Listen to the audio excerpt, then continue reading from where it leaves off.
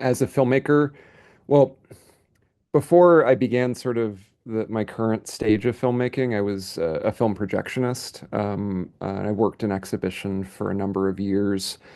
Um, Prior to that point, I'd been shooting some film, but I was having difficulty finding any sort of initiative to present it because um, what is valuable to me as an appreciator of this art form is this theatrical experience and the liveness of analog cinema. So for the last maybe 8 years now, all of my work has been presented on film, and that's been my primary um, engine for finishing work is this idea that I'm going to be finishing on film.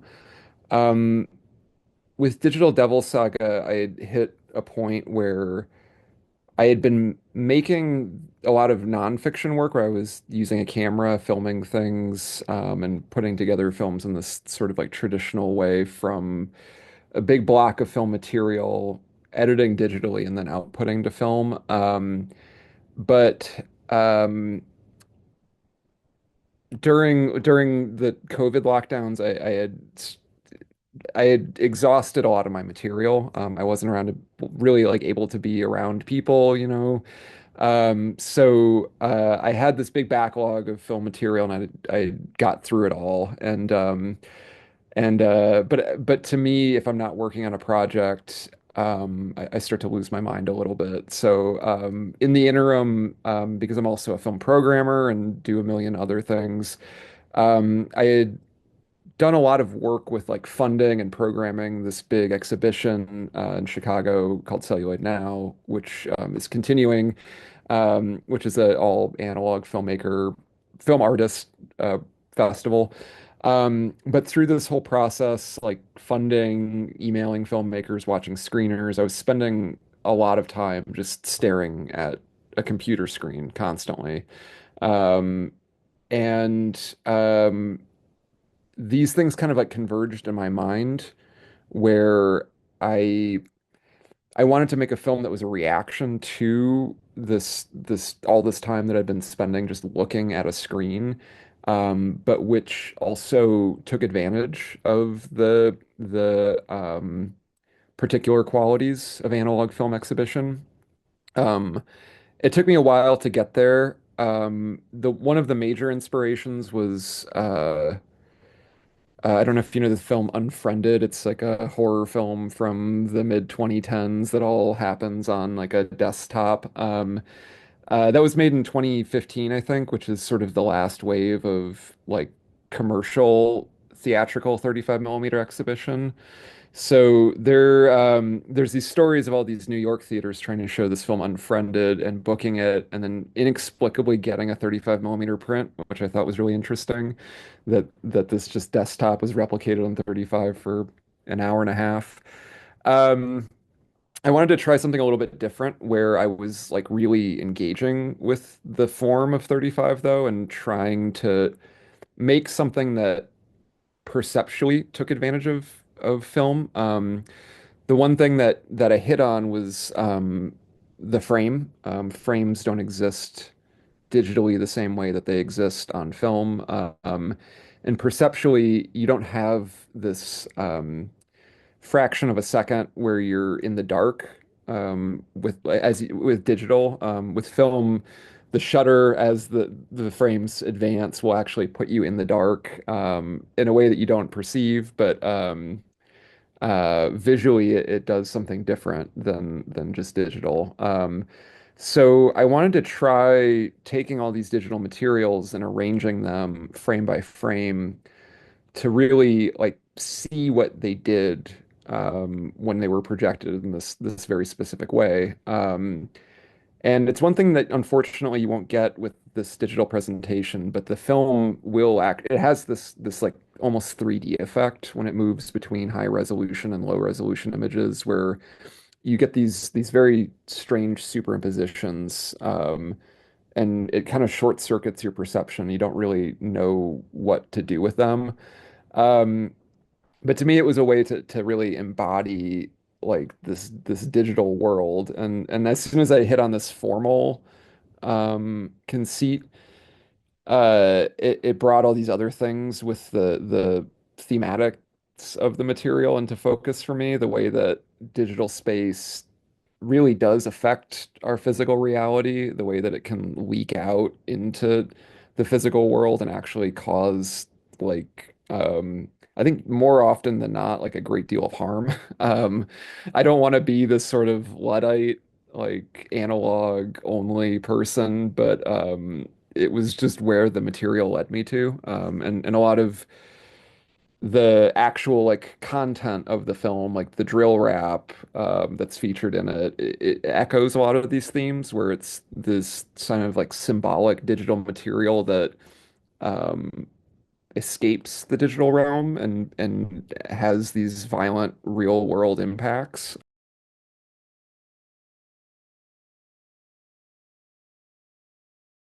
More so even than Tony Conrad, I think the filmmaker who is maybe most present in my thinking through this stuff is Rose Lauder. I had read her autobiography as I was making this film, and a lot of her writing about perception and her research into perception and the way that frames, the way that you can use frame by frame editing to um, short circuit like the way that film works as a perceptual medium was super influential. Her ideas about superimposition as like an effect of time are definitely in there. So I stole a lot of her ideas, even if her work is so like gorgeous and like um, enriching in a way that I don't think Digital Devil Saga is, or a way that Digital Devil Saga doesn't try to be. Um, but that moment of repose is it is like um I mean, I think that the theatrical experience is it's important to me as a maker because it brings you out of your home and it brings you like out of this like mindset where media is just a glut. It's like a river of shit that you just dip into and like consume. There's a lot of that idea about media as consumption in Digital Devil Saga, where I intentionally look for materials that I think are disposable. Most of this was made before the big AI wave that has now hit the internet, and I feel like it would be a very different film if I was contending with that. But um, so much of the way that we process images now is it feels like we've um, drained out like the any sort of like soul or like artistic gesture by turning them into this kind of uh like like unidirectional like content slop train that's just being fed to us constantly. In my mind, this is like central to the film, which is like how do we like find value in images and what are we like looking for out of the experience of engaging with an image? I didn't like it's an unpleasant film, I think, in certain ways, but it's also not one that I meant to be like hectoring. Like it's not meant to be like teaching you a lesson or like hurting you. Like in a sense, like that pleasure mechanism still at work too, the thing that attracts us to the slop. Like I want to like dig into that a little bit. And so there's a lot in the film that it's stuff I enjoy. Like I personally enjoy watching it, and I don't think I could have spent as much time on it as I did without like there being something pleasurable in it. But it's also like there's a self-criticality there too, in terms of like what is good for me, like what is good for you as an audience. I don't know.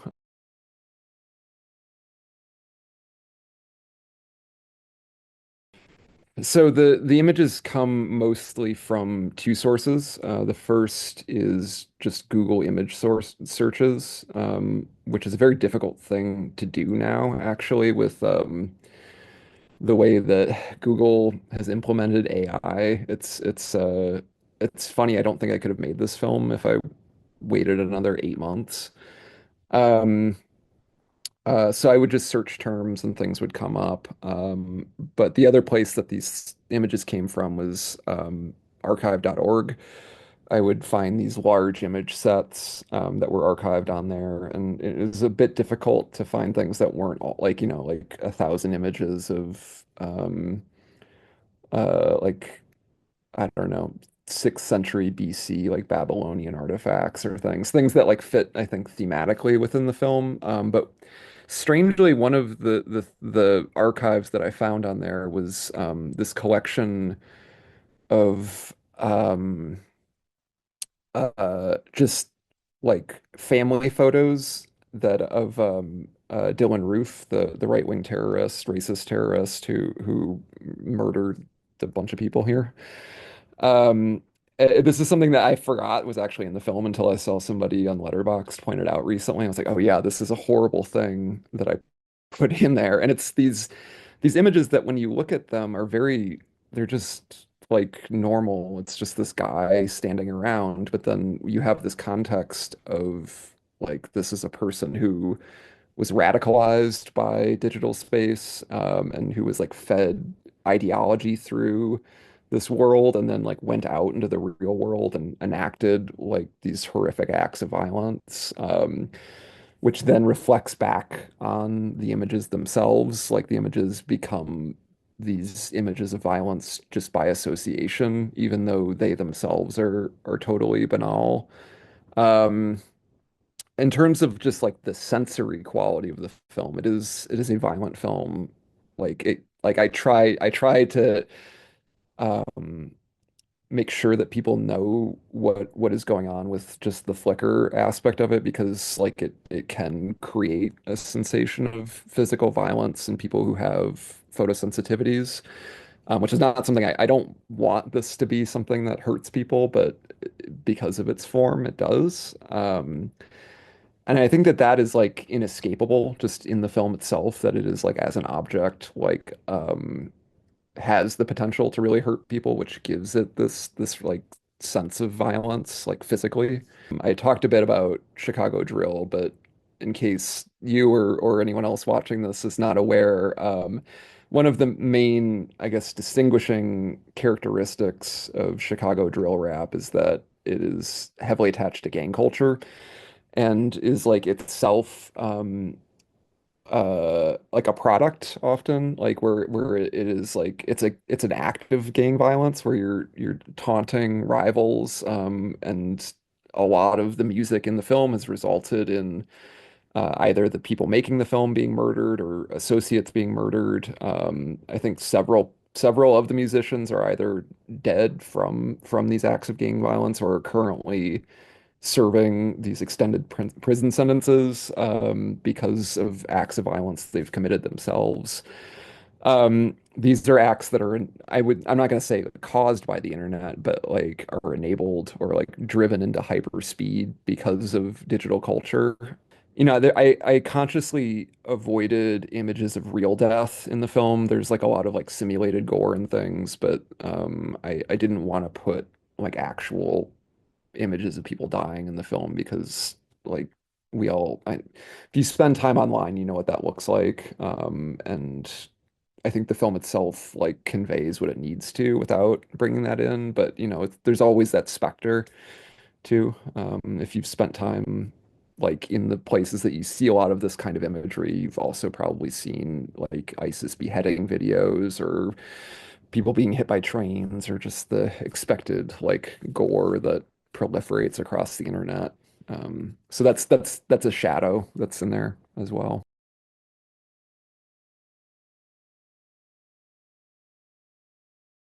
In terms of how it was made, the film was made using a what is called a Cinevator, which is it's a film printer, which was developed about 15 years ago. And if you see a new like low budget film made on 35 millimeter with sound, generally it was made using this kind of printer. it creates what are called direct positives, which from digital files. So the process is you send a film lab that has one of these printers a digital file, and then they just print it to film using this printer, and they send it back to you.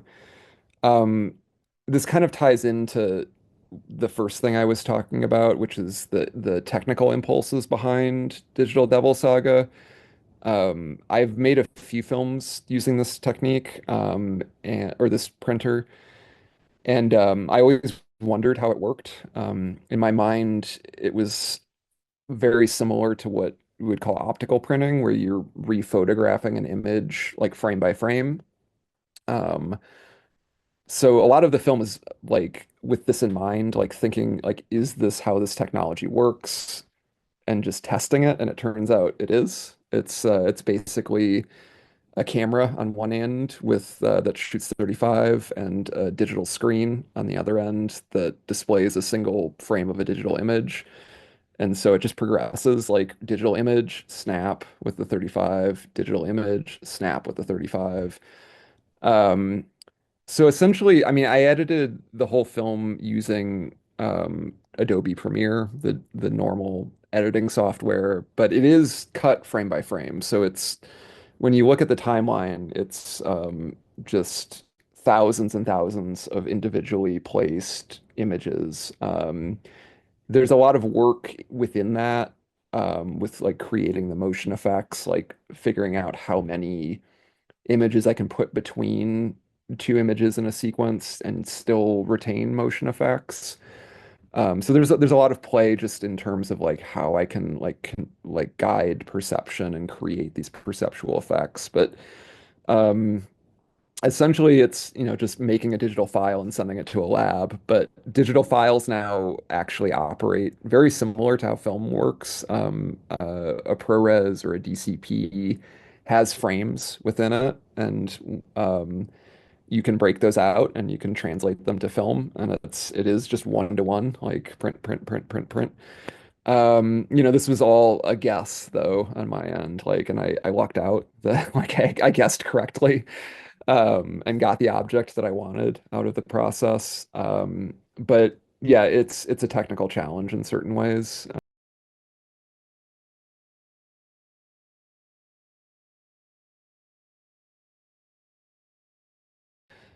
It there's I think somewhere around 16,000 frames, 18,000 frames total. I don't know the exact math, but that's a lot of frames. And filling that many frames is difficult to do conscientiously. So at a certain point, I'm I just started accumulating things, like whether they were screen recordings. In the case of the Twitter exchange, I there is a thematic echo in there, which is that when the Sight and Sound list came out in 2023, I just like popped off a tweet making fun of these newer movies getting on the list. I think it was Portrait of a Lady on Fire. I just which is a film I've never seen, so completely uninformed opinion that I just put out there to like rile up a couple people. And some friends who are more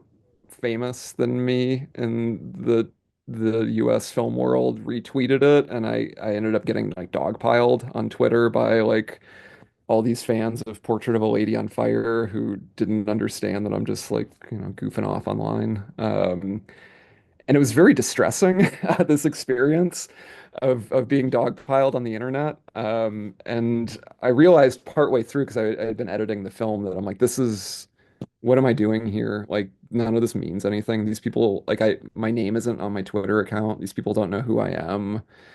Um, and so, like, as I was kind of having this like mental breakdown through this whole episode, I'm not on Twitter anymore. I deleted my account years ago, but like, much better for my mental health. But as I was having this kind of like mental breakdown on Twitter, I realized that like I need to just like calm down for a second. And so I just started screen recording myself scrolling through Twitter to understand like this is just material for the film. It's an echo of what's happening. Like everything in the film at a certain point became material because there just needed to be so much to fill the 11 minutes. And this is like incredibly stupid, but the whole frame of the film came into to focus for me when I had this like really dumb idea of calling it Digital Devil Saga and then setting the duration at 11 minutes and 6 seconds, which is 666 seconds. Just total like I smoked a bowl and was like, oh, this is cool. Um, but it actually like to continue these like unconscious echoes, that is almost exactly 1,000 feet of film on the dot, which is what 35 millimeter is manufactured in, like in terms of just like reels. So there was this strange like structuralist echo that happened once I set this like completely idiotic duration for the film. But the duration was really important for me because you watch this and you realize that like the internet is infinite. I mean, not like actually, but like functionally, it may as well be. And it's something that can like if you're just setting images one after the other can go on forever. So setting a duration was really important to me. So a lot of the stuff I was kind of just banking on it having these echoes that people read into, and I can't account for it being like everything, like why it's there. Like I actually don't even know. Like I look at the film itself, or I pause the video file, and I constantly see things that I was totally unaware are in the film. There's this image of like a anime girl from like the pornographic visual novel with like looking very distressed with like Squidward from SpongeBob looking like lecherous behind her. And I thought it was really funny, but it's something I didn't see until well after the film was finished. And but yeah, I mean there's a lot about this film that is just totally unconscious. Like it's just there and I'm continually discovering new things in it myself.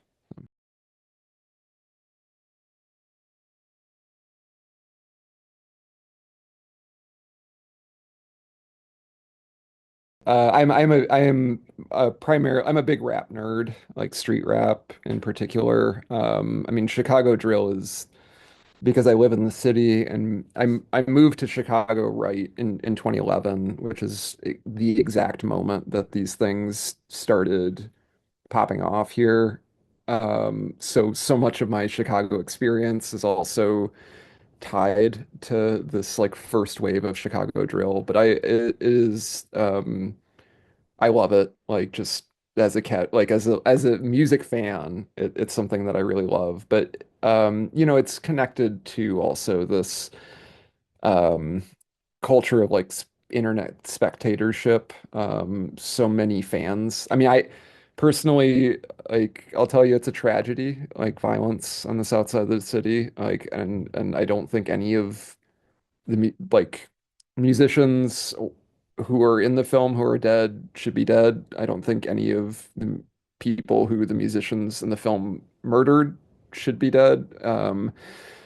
I don't think that the music is responsible for these things, but it's a fact of being a fan of this music that like there is this like really awful real life like violence attached to it. And it's also like especially being a white person, like an uncomfortable aspect of being a fan is that like most of the white people who listen to this music are like have this like really uncomfortable attachment to the violence and like the sense that it's like real because of like this real violence that's attached to it. The music itself, to me, it sounds like hell. Like it sounds like the kind of music that you would make if you live in like horrible poverty in the United States and you're constantly surrounded by people dying either of drug overdoses or of community violence. Like it just is natural to me and it's very powerful to me for that reason that like it has this like social component to it that is like really uncomfortable and it points to like a lot of horrible things about the world that we have to reconcile ourselves with. So yeah, it's in there. It's in a lot of my work. It's because I like it, but also because there are these like kind of reflections that I don't think that um I can articulate that this music can. So